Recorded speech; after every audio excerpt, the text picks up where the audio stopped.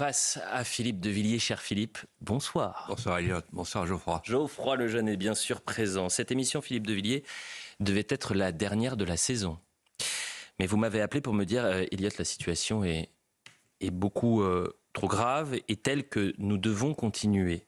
Et si vous m'avez alerté, Philippe de Villiers, si vous m'avez dit cela, c'est à cause de ça.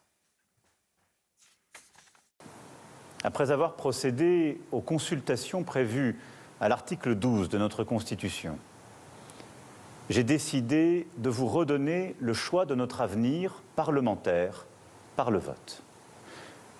Je dissous donc ce soir l'Assemblée nationale. Geoffroy Lejeune. Le moins qu'on puisse dire, c'est que c'est une décision qui a surpris beaucoup de monde. En quoi la situation qu'elle engendre est-elle historique ? Ça, il y a une phrase de Bertolt Brecht, le dramaturge, le poète, qui s'applique bien à la situation. Il dit « Si le peuple continue à voter contre le gouvernement, alors il faudra que le gouvernement dissolve le peuple, dissoudre le peuple. » C'est ça l'enjeu. Donc en fait, Emmanuel Macron, quand je l'ai regardé, je me suis dit, il demande le recomptage des voix, des bulletins. Et il dit, vous avez voté, vous avez mal voté, mais je vais vous donner une deuxième chance pour bien voter. Comme au sens des plébiscites de Napoléon III. Ce faisant, il n'a peut-être pas conscience de ce qui se passe en ce moment. Ce qui se passe en ce moment, c'est que nous ne sommes plus dans un changement de période, mais dans un changement d'époque. La période, c'est ce qui s'inscrit dans le quotidien. L'époque, c'est ce qui s'inscrit dans l'histoire. Et pourquoi je dis ça ? Parce qu'il me semble que la classe politique qui nous gouverne depuis 50 ans et va peut-être recevoir le coup de grâce. Elle est à la fin. C'est la fin d'un cycle historique. La classe politique maastrichtienne, droite et gauche confondues, dont Philippe Séguin disait les petits détaillants qui se fournissent chez le même grossiste à Bruxelles. Cette classe politique, elle croyait à 3 articles de foi. Premier article de foi, le temps des patries est fini. Phrase de Drieux-La Rochelle qui croyait lui aussi à la grande Europe. C'est-à-dire, en fait, cette classe politique, elle croit au dépassement nécessaire des nations. Deuxième article de foi, le temps des vieux critères, repères moraux de l'ancienne société est fini. Nous entrons dans l'ère de l'hédonisme consumériste, donc l'individualisme absolu. Les droits de l'homme deviennent les droits de l'individu. Et le troisième article de foi, qu'on oublie souvent, en tout cas qu'on ne décrit pas tel qu'il est, c'est l'état de droit doit contenir et effacer et contredire les caprices du peuple. Les juges plutôt que le peuple. Qu'est-ce qui se passe ? Depuis 50 ans, on a donc une politique sans souveraineté, une politique sans identité, une politique sans le peuple. C'est la politique du vide. Or, qu'est-ce qui se passe ? Le peuple se révolte. Vous savez, je ne sais pas si vous avez vu le film Les Révoltés du Bounty. On a tout l'équipage qui met à l'eau le commandant. Les Révoltés du Bounty, ça veut dire aujourd'hui la révolte des affamés, des déclassés et de ceux qui sont dépossédés. Philippe de Villiers, nous allons revenir séquence par séquence sur les temps forts de cette crise politique historique et parfois une image vaut 1000 mots. Et je vous propose cette photo prise par Soisic de la Moissonnière à l'Élysée dans les coulisses de la soirée électorale. On y voit les mines défaites de Stéphane Séjourné, Gabriel Attal, Gérald Darmanin, la tête basse de la présidente sortante de l'Assemblée nationale, Yaël Braun-Pivet. Philippe de Villiers, quelles sont les motivations secrètes du président de la République? Est-ce que c'est un coup de maître ou c'est un coup de folie? Alors, c'est une énigme, d'abord. Moi, je pense que, pour le bien connaître, que la première motivation secrète, c'est l'oubris, comme on dit chez les Grecs. C'est-à-dire qu'il y a quelque chose chez lui d'immature, quelque chose du jeune Narcisse qui se contemple, qui joue et qui tout à coup casse son jouet. C'est-à-dire qu'il s'adresse aux pionniers de la Startup Nation et il leur dit ceci. C'est moi qui fais tout, vous ne faites rien pour m'aider, je suis obligé de tout faire moi-même, tant pis pour vous. En d'autres termes, il leur avait dit il y a quelques années, je ne sais pas si vous vous souvenez,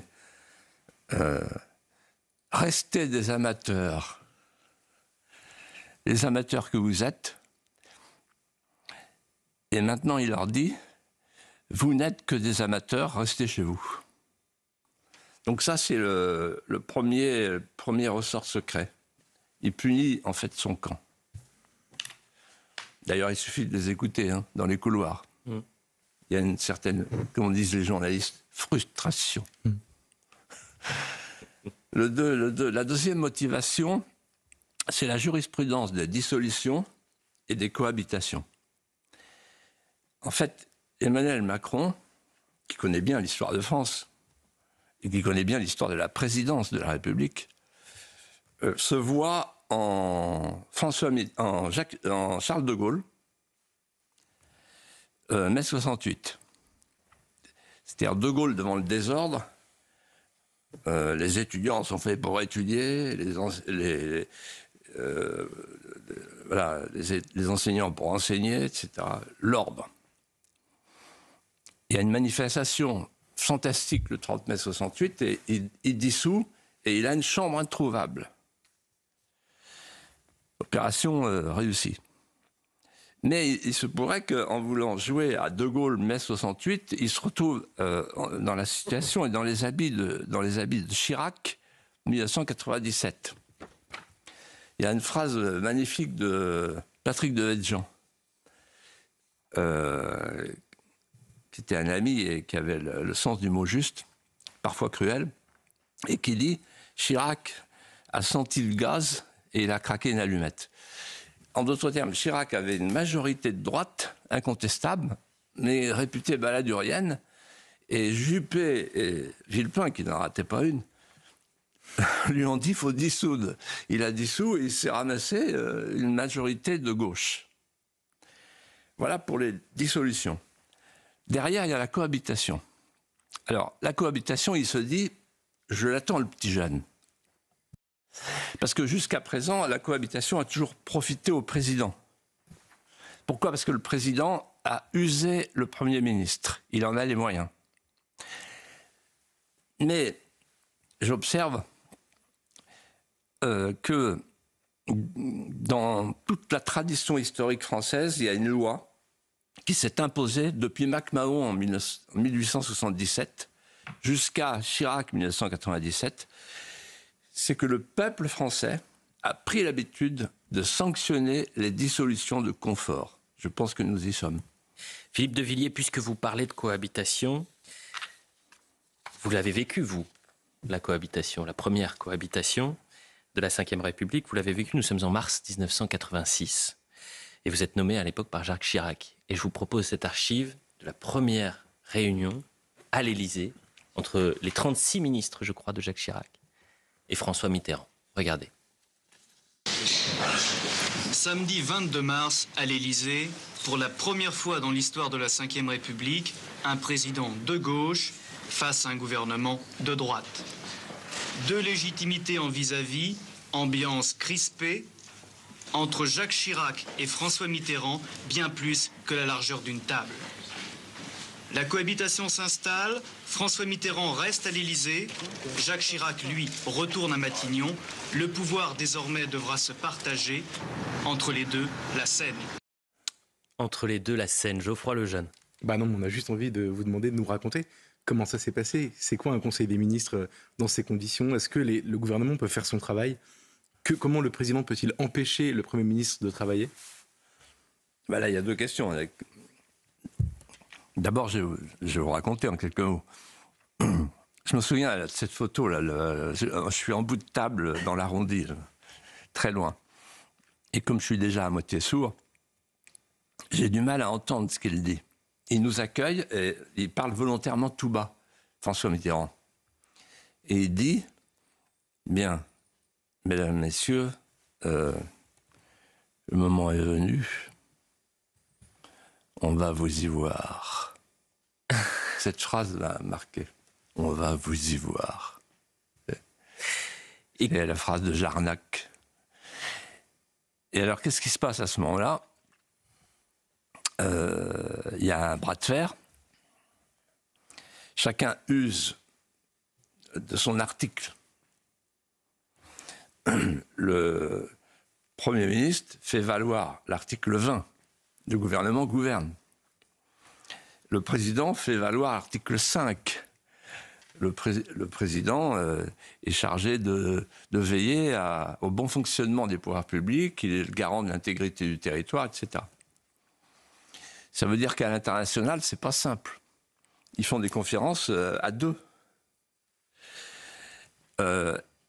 Donc moi, je suis petit secrétaire d'État à la culture, avec mes amis François Léotard, Gérard Longuet, Alain Madelin, une nouvelle génération brillante d'ailleurs, et c'est là que je fais la connaissance de Charles Pasqua, Robert Pandreau, etc.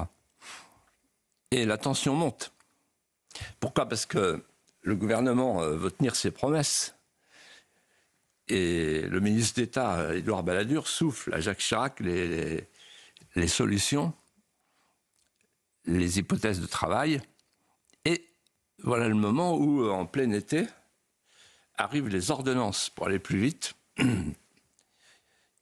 Le gouvernement, donc, gouverne par ordonnance. Sur les privatisations, sur un nouveau découpage électoral mitonné par Charles Pasqua, et sur la durée du temps de travail, pour revenir sur les 35 heures. Et là, coup de théâtre, François Mitterrand refuse de signer les ordonnances. C'est une crise politique majeure. Et qui va céder? Le président ou le Premier ministre? Et c'est le Premier ministre qui cède, finalement. Et petit à petit, l'impérium du président va s'imposer.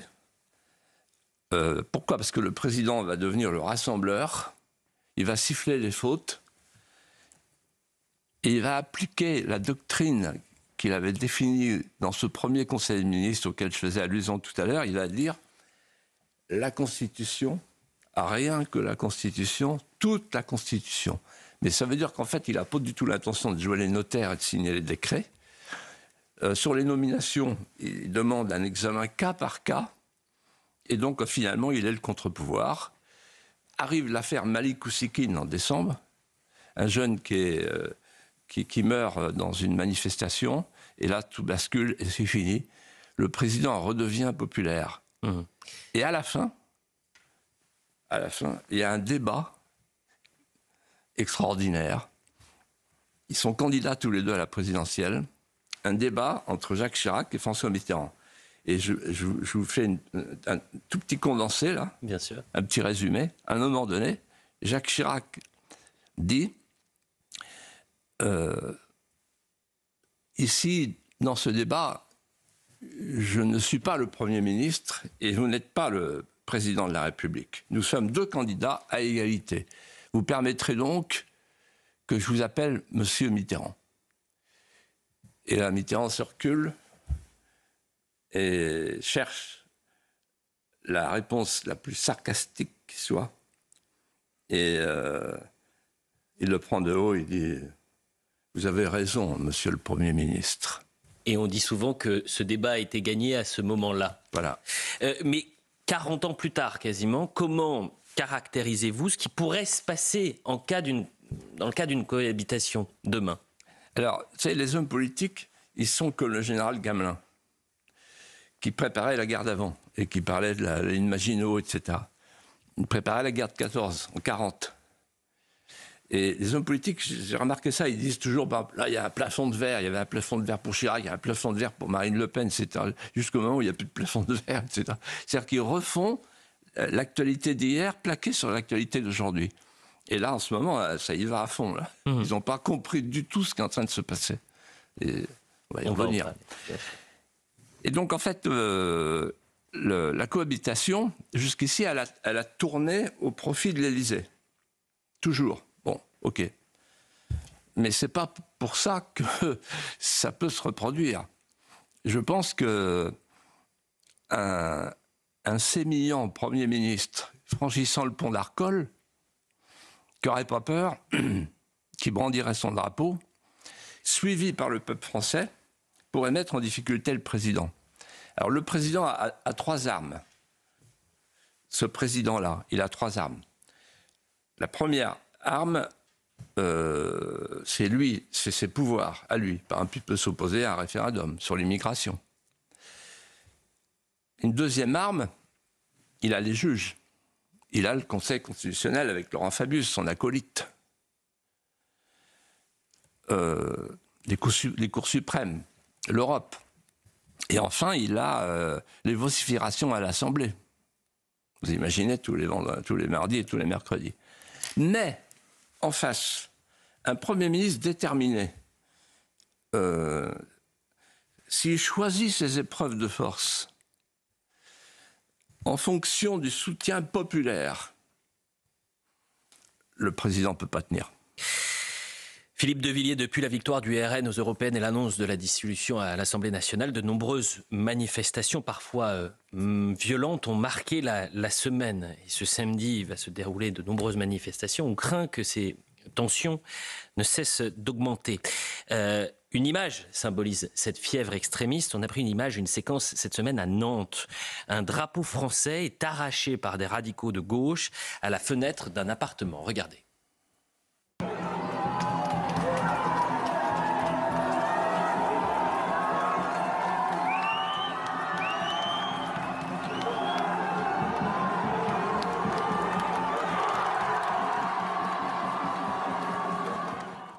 Geoffroy Lejeune. On dit souvent que le recours au peuple est censé apaiser les tensions. Là, en l'occurrence, on a le sentiment qu'elles sont exacerbées depuis maintenant une semaine et que 3 blocs vont s'affronter, peut-être même de manière violente. En tout cas, les images le montraient. Diriez-vous que la France n'a jamais été aussi divisée qu'aujourd'hui ? Vous l'avez très bien dit, 3 blocs. En fait, vous savez, il y a une phrase de Metternich sur l'Empire austro-hongrois. Il disait « cet agrégat inconstitué de peuples désunis ». Et il s'en plaignait et il voyait bien le risque de désagrégation.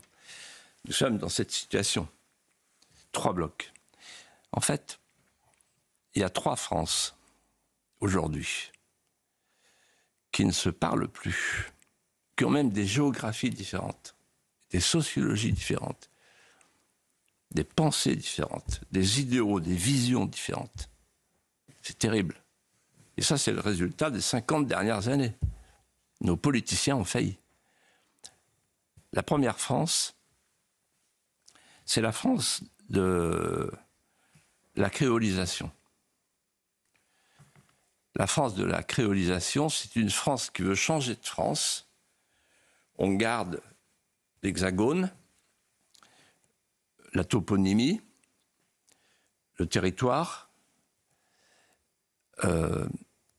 et on le créolise pour y faire surgir un peuple neuf qui arrive avec ses mœurs nouvelles, avec son art de vivre nouveau. Tout ça dans une vision révolutionnaire qui tentera de faire vivre ensemble la femme grillagée et l'homme enceint. C'est-à-dire l'islamisme ancestral et le wokisme radical. C'est, comme l'a dit très bien Vincent Trémollet de Villers, le choix entre Robespierre en gilet jaune et le Robespierre en kéfier. La deuxième France, alors cette première France, la France de Mélenchon, c'est un peuple humain, il n'y a plus de France. c'est la régénération robespierriste. Autant dire que les urnes comptent moins que les barricades. Et que si on ne gagne pas par les urnes, on gagnera par les barricades. La stratégie du chaos. La deuxième France, c'est la France de l'ubérisation. C'est une France qui est pensée comme un business model.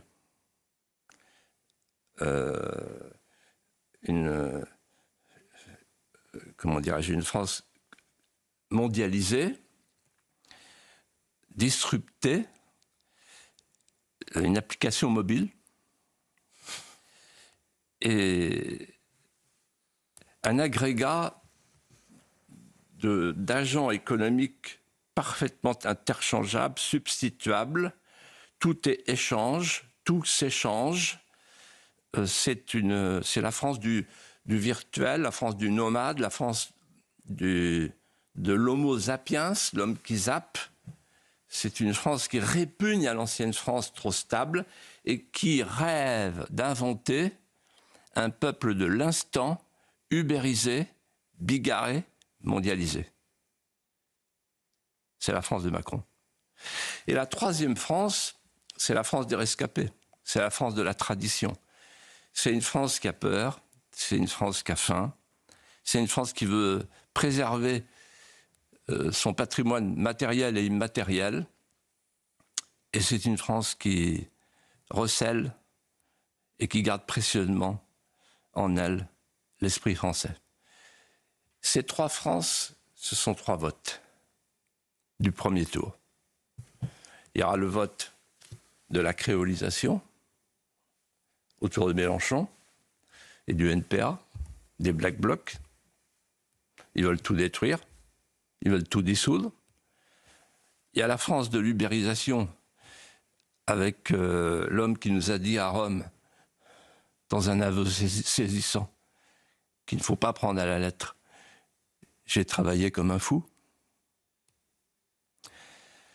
Et puis il y a la France de la tradition. La France de la tradition, vous savez, rappelle le mot de Valéry, la tradition ne consiste pas à refaire ce que les autres ont fait avant soi, mais d'en retrouver l'esprit qu'on eût fait faire de toutes autres, en de toutes autres circonstances. C'est un esprit, l'esprit français. La publicité, on revient dans un instant, on reviendra dans la deuxième partie sur cette crise dans de nombreux partis, notamment chez les Républicains et Reconquête. On parlera du nouveau Front populaire. Mais avant la publicité, juste une image qui circule beaucoup sur les réseaux sociaux et qui vous a fait rire. Un peu plus drôle, on y découvre le professeur Tournesol dire à Tintin, McKinsey a proposé 10, le nombre, solution à Macron. Il a compris 10 solutions. Ouais, c'est très drôle. Oui, c'est grotesque. Ouais. Mais c'est finalement un peu ça, non? À mon avis, vous savez qui a lancé ce dessin? Non. Ah, vous savez pas? Non, j'ai cherché, j'ai pas trouvé. Vous savez? Alors moi, je l'avais vu, c'est un compte Twitter extrêmement drôle qui fait des parodies des détournements de Tintin. Ah, oui, mais voilà. Vous savez qui a fait ce dessin, qui a lancé ce dessin? Non. Et qui me l'a envoyé? Ah, si, je sais. Non, je sais pas. Allez-y. Le Premier ministre. Présente la dernière balise OpinionWay pour CNews qui montre le rapport de force en France qui est en train de changer. Le Rassemblement national virant en tête avec 32% des suffrages.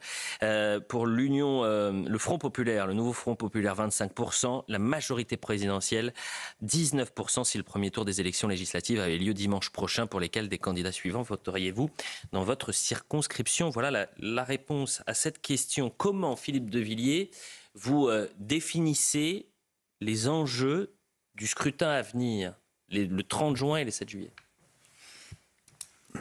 Selon moi, il y a un enjeu électoral et un enjeu politique, voire métapolitique. Un enjeu électoral, on vient de le voir, on l'a sous les yeux. Il y a une étude remarquable de Guillaume Tabar dans le Figaro, qui est ainsi sous-titré. Si on regarde l'élection européenne de dimanche, on a 536 circonscriptions sur 577 où on a au deuxième tour les deux blocs. le bloc de la NUPES bis et du MPR, et le bloc qu'on peut qualifier de national, de l'union de la France. Voilà l'enjeu. C'est-à-dire que on peut se réveiller le 8 juillet au matin avec Mélenchon Premier ministre, Daniel Obono ministre des Affaires étrangères, je pense que c'est le poste qu'elle réclame, et Philippe Poutou, ministre de l'Intérieur, vous voyez. Ou des médias. Voilà. Donc c'est terrifiant. On voit bien que dans les sondages, après il y a des figurants. Mais c'est là que ça va se jouer. L'enjeu qui est derrière celui-là, c'est un enjeu métapolitique, et qui est le suivant. Est-ce qu'on va pouvoir, est-ce que le prochain gouvernement, est-ce que la prochaine majorité pourront réaffirmer la souveraineté française? Sinon, on ne pourra rien faire. C'est-à-dire la double souveraineté. La souveraineté populaire, le primat de la souveraineté populaire sur la souveraineté des juges, sinon c'est Fabius qui gouverne, et qui nous dit la préférence nationale est contraire à la Constitution, ça veut dire que la distinction entre la citoyenneté, entre le citoyen et l'étranger n'est plus légale. Donc la France n'est plus la France, puisqu'elle est définie par le principe même de la préférence nationale, qui est un autre nom de la citoyenneté. Donc les juges, donc la souveraineté populaire, donc le retour du peuple. Le peuple veut de la sécurité, il veut une justice ferme, il veut plus d'immigration, moins d'immigration, plus du tout d'immigration. Il veut du pouvoir d'achat, il veut qu'on baisse le prix du gaz. On peut l'écouter. Aujourd'hui, dans le système actuel, on ne peut pas écouter. Et deuxièmement, l'autre souveraineté, la souveraineté nationale, le primat de la souveraineté nationale sur la souveraineté européenne. Je parlais tout à l'heure avec des patrons de PME. Ils disaient, non mais attendez, il y a pire que les impôts, il y a les normes. Et tout ce qui arrive de Bruxelles, la pluie des normes, l'empire de la norme. Voyez. Et donc si on rétablit ces deux souverainetés, la France peut repartir de l'avant et on peut gouverner le pays. Aujourd'hui, on n'a plus les manettes. Les manettes sont ailleurs. Les manettes, elles sont entre les mains des cours suprêmes et entre les mains des commissaires de Bruxelles. Je vous rappelle le mot, je l'ai souvent dit, mais je le répète, de François Mitterrand, je l'ai entendu de ma bouche. Les juges ont eu la peau de l'Ancien Régime, ils auront la peau du Nouveau. Nous y sommes. Autre sondage, CNews Europe 1, le JDD, 57% des Français se disent favorables à une démission d'Emmanuel Macron en cas de défaite le 7 juillet prochain de son parti. Philippe de Villiers, comment vous expliquez que seulement 2 ans après avoir été réinvesti, une majorité de Français voudrait le voir quitter l'Élysée désormais? Alors, il faut respecter la Constitution, respecter les institutions. Donc je ne vais pas m'aventurer dans des hypothèses où je procéderais à une chasse aux sorcières. C'est lui qui en parle. Hein. Comment ? C'est lui qui a mis le sujet sur la table. D'accord, mais c'est à lui de savoir avec Brigitte ce qu'il veut faire. Bon, parce qu'il est absolument insaisissable et imprévisible, comme vous l'avez compris. Oui. Alors, ce que je veux dire, c'est qu'en fait, vous savez, l'histoire de Napoléon III, elle est extraordinaire. Napoléon III, il a fait 5 plébiscites. Qu'est-ce que c'est un plébiscite ? Le premier plébiscite, je me souviens, c'était en décembre. Je me souviens. Les gens qui... Ça va trop loin, cette émission. Dire, il y va fort, le mec. Vous y étiez. J'ai appris. Vous étiez au plus près. Ah, c'est pas crédible. Pendant la cohabitation. Oui. Et donc... Napoléon III. Et j'ai dit à Napoléon III, faites pas ça. Donc, en décembre 1851, est-ce que vous souhaitez maintenir le prince Napoléon? Il y va carrément, mais c'est du Macron un peu plus audacieux, quoi. Voilà. Et donc, quand vous transformez une élection en plébiscite par votre présence, par votre implication, vous récoltez forcément la tempête si vous perdez. Et d'ailleurs, il y en a un qui s'appelle Charles de Gaulle, qui a toujours dit, moi, quand je fais un référendum ou une élection, si je perds le référendum ou l'élection, je m'en vais. Alors tout le monde a dit, attends... Et en 1969, il a fait un référendum sur une réforme des institutions, il a perdu, et il est parti. Et donc là, le risque, quand vous faites un plébiscite, parce que là, on va l'entendre presque tous les jours, et on voit, vous vous rendez compte, le Premier ministre qui fait en ce moment, au lieu de traiter les problèmes, il distribue des tracts. On retrouve le petit Attal de sa prime jeunesse au Parti socialiste. Mais quelle déchéance! Où est-on? Dans quel régime est-on? Il n'y a plus de gouvernement du tout.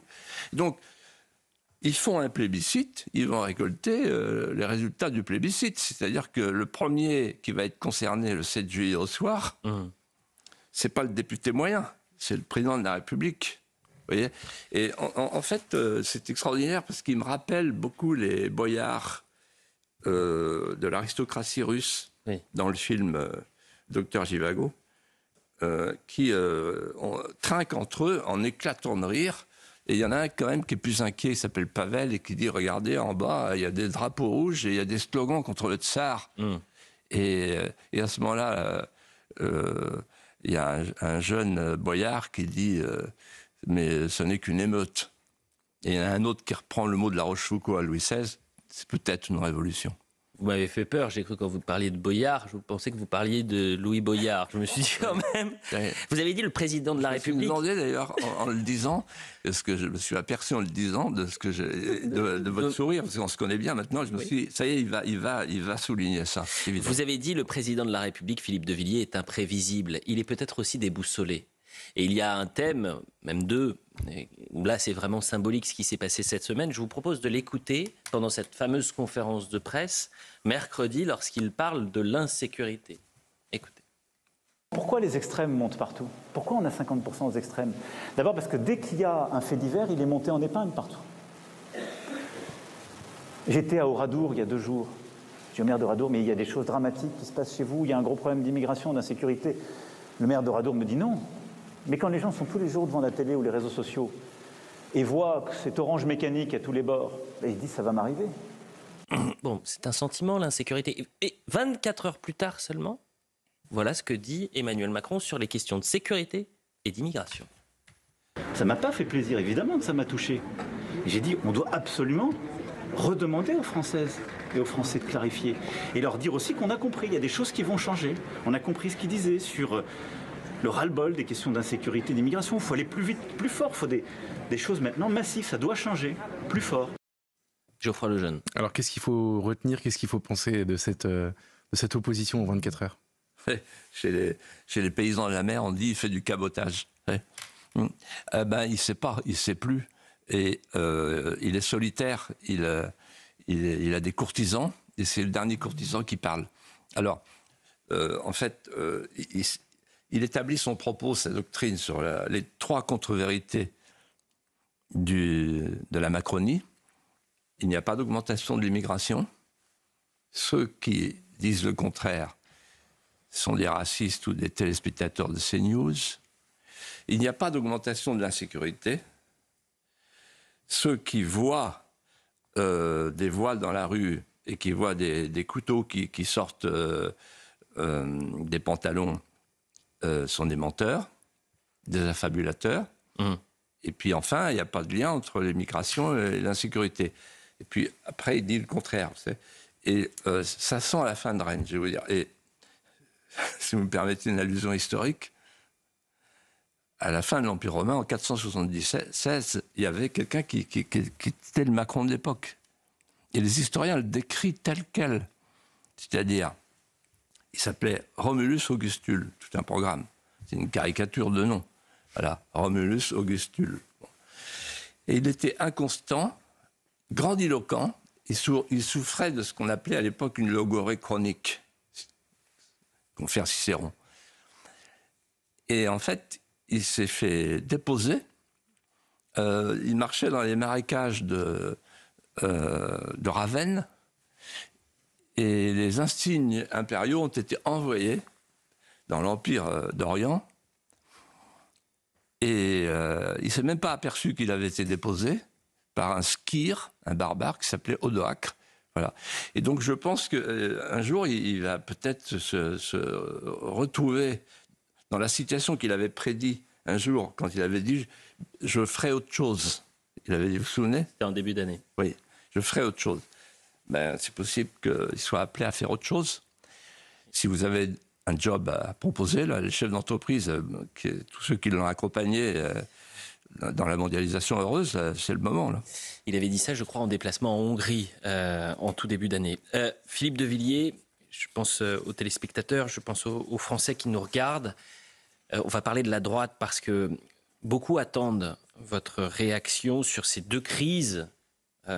D'abord chez les Républicains, ensuite à Reconquête, avec des séquences qui ont parfois frisé, été présentées comme des psychodrames, comme des mauvaises séries américaines. On attend d'un instant à l'autre, par exemple, la décision du tribunal judiciaire de Paris, qui doit rendre sa décision sur la validité de l'exclusion du président des Républicains, Éric Ciotti, après avoir fait alliance avec le Rassemblement national aux élections législatives. Philippe de Villiers, selon vous, que se passe-t-il à droite ? Quel est votre regard sur ces crises chez Reconquête et chez les Républicains ? Alors, je vais peser chaque mot pour ne pas blesser. Parce qu'il y a des gens que j'aime, qui ont leur mérite, et je ne veux pas entrer dans des querelles picrocolines qui, à mon avis, ne sont même plus d'actualité. Vous y penserez dans quelques jours, c'est fini. Maintenant, la question, c'est de savoir comment on se met en ordre de bataille. Donc, je voudrais mettre en perspective ces querelles, qui sont, à mon avis, tout à fait secondaires. En effet, nous sommes devant une situation gravissime. Et l'union des droites, qui avait été prônée il y a fort longtemps, il y a 25 ans, à juste titre, il faut la faire. Alors, il y a ceux qui vont la faire au premier tour, et il y a ceux qui vont la faire au deuxième tour. Donc moi, je ne veux pas jeter la pierre parce qu'on aura besoin de tout le monde. Prenons de la hauteur. Face à cette situation gravissime, l'union des droites, elle va se faire. Et je dirais même l'union nationale de tous ceux qui croient à la souveraineté de la France. Il faut voir large. Il ne faut pas s'arrêter à la droite. Elle va se faire et pourquoi elle va se faire ? Pour une raison mécanique que je voudrais expliquer. Le système de la Ve République, il est binaire. Et il y a un mot de Bismarck qui correspond bien à la situation. Quand on est dans un système à 3, il faut être parmi les deux. Un des deux. Est-ce que vous connaissez l'apologue de Pierre Juillet ? Pierre Juillet, c'était le conseiller de Georges Pompidou, avec Marie-France Garot. Et un jour, je me plaignais auprès de lui de pas décoller. C'est bien de pas décoller. Et il me dit, c'est normal. Vous n'avez pas compris le système de la Ve République. C'est un manège, avec un axe majoritaire, donc des forces centripètes et des forces centrifuges. Si vous êtes pris dans les forces centripètes, à cause du mode de scrutin majoritaire à 2 tours, alors vous pouvez devenir une force centrale. Il n'y a que 2 forces centrales.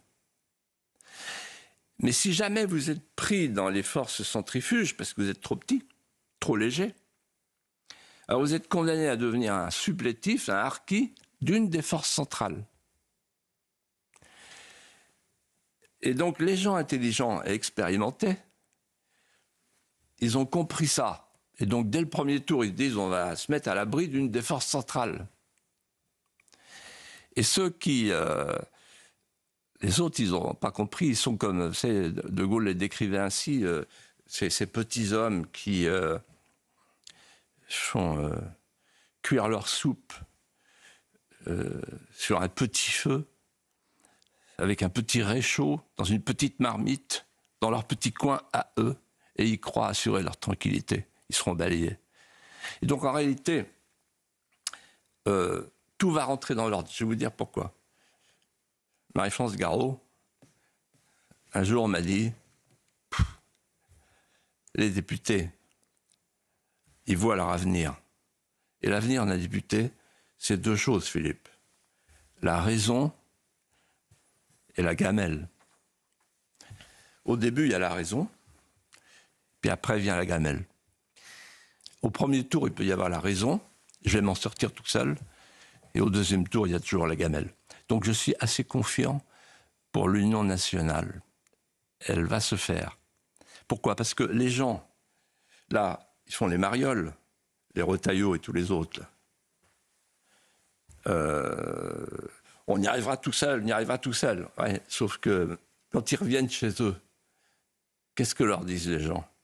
On a peur. On a peur du Front populaire.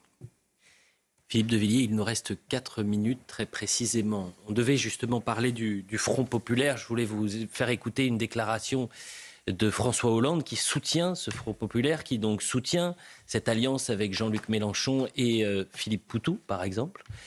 Très rapidement, vraiment très rapidement, quel regard vous portez sur ce nouveau Front populaire ? Le Front populaire, c'est simple. La gauche, elle a perdu sa puissance tribunicienne. Elle représentait la plèbe. Il n'y a plus de plèbe pour elle. Elle a perdu le prolétariat. Elle a perdu les pauvres. Elle a perdu son électorat. Elle est maintenant sur une autre clientèle, l'islamo-wokisme, et sur un autre discours, une autre rhétorique, l'antisémitisme, le communautarisme et la rupture avec la droite. En fait, comme disait Philippe Muret, cité ce matin par Vincent Trémollet de Villers, la gauche, elle a le magistère moral, toujours. C'est elle qui dit le bien. La droite dérape, disait Philippe Muret. La gauche, elle dérape pas. Elle est le verglas. Mais rapidement, vous qui l'avez connu, quand même si vous l'avez affronté parfois, François Hollande. C'est un message aux Français. On y va, justement, parce qu'on a entendu tout au long de la semaine. J'ai pas envie de parler de Mélenchon. J'ai bien compris. Et, je vais vous dire, c'est terrible ce qui se passe. J'ai bien compris. Je plains le pauvre Glucksmann, vous vous rendez compte ? Et j'ai écouté tout à l'heure Manuel Valls, oui. Et il sauve l'honneur, voilà. Il y a des gens comme ça, voilà. Et il est bien seul, malheureusement. Mais cet homme-là, il tient debout sans avoir besoin d'un col en amidon. Philippe de Villiers, on a entendu tout au long de la semaine, vous avez entièrement raison, les politiques se défier, se déchirer parfois, les tractations, les négociations. Et puis on a complètement oublié ces Français, et vous étiez en train d'en parler, ces Français qui ont peur. Philippe de Villiers, ce soir, quel message vous souhaitez adresser aux Français qui nous regardent ? Je vais vous faire une confidence, à tous les deux et à tous les amis qui nous regardent. Il m'arrive de plus en plus souvent, et surtout cette semaine, de me réveiller en sursaut,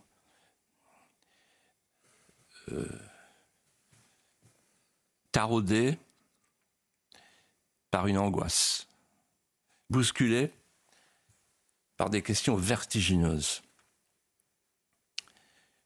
Que vont devenir les petits Français dans 20 ans, dans 30 ans ? Seront-ils des étrangers dans une France nominale qui n'aura plus de France que le nom ? Sur une terre exotique où ils devront apprendre des mœurs d'une autre civilisation qui ne sera plus celle de leurs grands-parents ?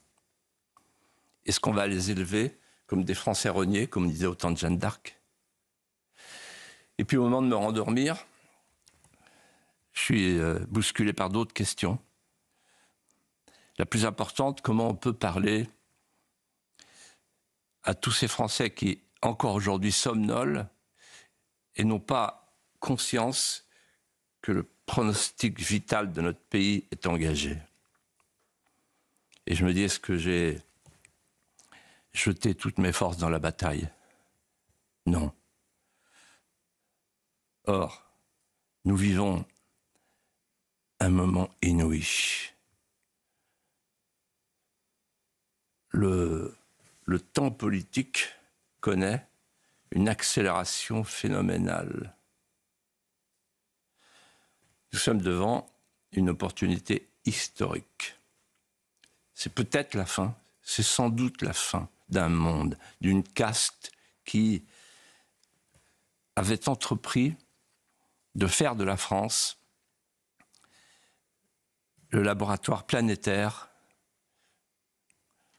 du paradis diversitaire. Je reprends l'expression de Mathieu Bocoté. Alors, aujourd'hui, devant cette situation, il faut que tous les Français comprennent que nous sommes au bord du gouffre.